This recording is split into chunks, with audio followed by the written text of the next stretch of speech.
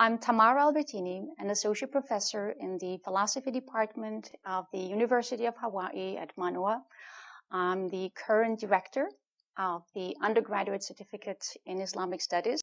The University of Hawaii at Manoa is definitely very lucky to have this partnership with Shangri, something that once started as a very private, very segregated place for the original owner. Though people hear Shangri and they think of a mythical place. Well, it's not a mythical one. It's a real place. It's actually the Honolulu Museum of Islamic Arts that was once the mansion of Doris Duke.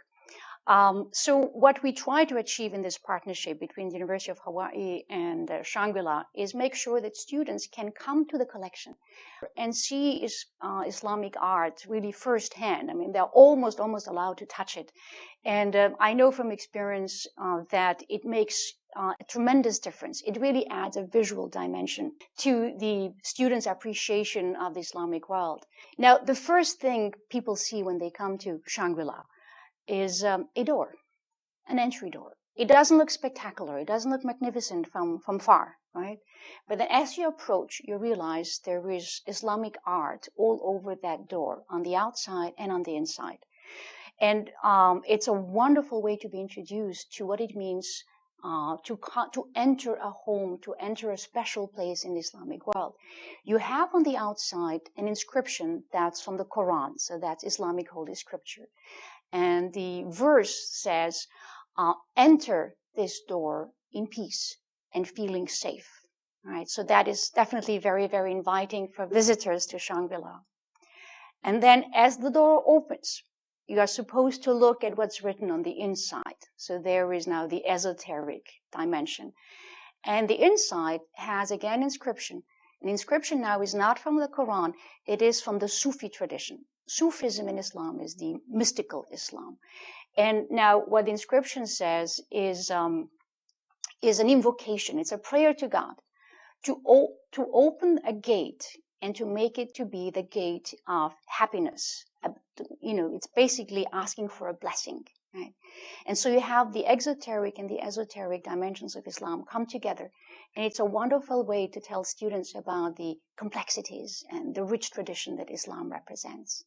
The Islamic Collection here in Shangri has many prestigious objects, beautiful artifacts, beautiful samples. But the one I think that stands out, that is really extraordinary when it comes to the artistic refinement, is without any question a mihrab. A mihrab in Islamic architecture is the place within a mosque that is usually signaled by a niche, a recess, that shows the direction of Mecca. When Muslims perform their prayers, they're supposed to follow the Qibla. They're supposed to do it facing Mecca as much as they can and as much as they're able to figure it out. Now, the mihrab that I would like to point out here is coming from Iran. So this is a very important region to the Islamic world, obviously. What's really very characteristic for this one artifact is that it also has Iranian, let's say Persian, pre-Islamic elements. Now, the first thing you see when you stand before it is the color. It's hard to define. It's a blue, it's a turquoise. You look at one tile, you look at the next tile, and you always wonder, what kind of blue is this now? Basically, what Islamic art tries to do with its use of colors is point out at a different world. It's trying to point out at a world beyond our senses. Now, blue is the color of the sky, right? And yet, this mihrab is not blue the way we think of the sky being blue. It has turquoise accents to say that this is a heavenly color. This is something that has to do with a world beyond our senses. It's almost divine. So that's the first thing, you notice when you stand before it. I think the second element that people see when they stand before the mihrab is the architectonical element. You see two columns, left and right. And if you pay attention to the design, you'll realize, if you know anything about pre-Islamic Iranian architecture, that they look exactly like the columns of, let's say, Persepolis. Right. And so you get a sense of the artist who has designed the mihrab really putting in there a mark that says, this is Islamic art, yes, but it's also Iranian art. So I think there is great pride that is being expressed there by the artist who was indeed an Iranian. Another really strong appeal that this mihrab has is that it combines all of the art forms of Islamic sacred art. You're not supposed to use figurative art in a sacred space like the mosque or the madrasa, the religious school of Islam. Instead, you have a variety of things that you can apply. And what the mihrab does is use everything. It uses calligraphy. We have an incredible use of calligraphy. On the outside, you'll have writing, and I think even if you don't know Arabic, you'll recognize that to be obviously Arabic script. But then as you move from the outside to the inside, you'll find another two series of writing. And the second one, with its long, thick lines, may just not look like anything that has to do with an alphabet. But yes, it is a script. It's called the Kufi script. It's a little bit more geometric in nature. And then you move again towards the center of the mihrab, and there is another type of writing that's being used. So calligraphy and then geometry is also very important. You look at the tiles, you look at the patterns, and it's all about a very, very detailed, masterful use of geometry. And then you look again, and then you'll see in the center, above the actual niche, you'll see arabesque. The arabesque is something like a never-ending line, right? So you have this line running, and returning and reversing. And it's kind of the floral element, if you will, in Islamic sacred art. And what you have also is symmetry. So Islamic art is very, very careful about having a nice balance, left and right, above and below, right? Now, in case you thought that you've already explored everything there is to be explored about this mihrab, well, there is something else that needs to be pointed out. And it's now the space right in the center of the mihrab. There is no actual recess, but the tiles are designed in such a way that you think there is depth. It looks like there is a third dimension. And then you look more carefully at the tiles, and you recognize a lamp. Right? Indeed, if you go to an ancient mosque in the Islamic world, you're very, very likely to find actually a lamp that's lit inside the mihrab.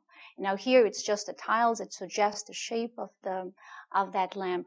This too has a very, very deep significance. We talked about the exoteric and the esoteric while we're entering here the collection of Shangri, but you have that combination also here with the mihrab. See, on the outside, you have scriptural quotations, right? But then you come to the center of the mihrab, and what you find is the mystical, the esoteric element. The lamp is all about the divine light, right? And Islamic tradition is extremely rich in, talking about all the elements that are needed to have a lamp. It's about the chains. It's about the metal. It's about the glass inside the metal. It's about the olive oil inside the glass. It's about the flame. It's about the tree from which the, olive oil originates. And each of these elements has a mystical dimension. So the expectation is that the pious Muslim who will perform his or her prayers facing this mihrab will also be reminded of the mihrab being another, maybe not gate, but a window into the divine. And so with that, I think you definitely get a sense of, the richness and the extreme refinement of Islamic art. The Islamic collection here in Shangri has, of course, many more artifacts, many more objects coming from different regions of the Islamic world. So coming here with students and generally with visitors is a wonderful way to show visually, right, that there is this diversity out there in the Islamic world. Now, what's also very important to point out when we professors from the University of Hawaii come to Shangri is to say that this may look like something of the past, right? Because that's something that students could easily come up with, that this is something that is a past accomplishment of the Islamic world.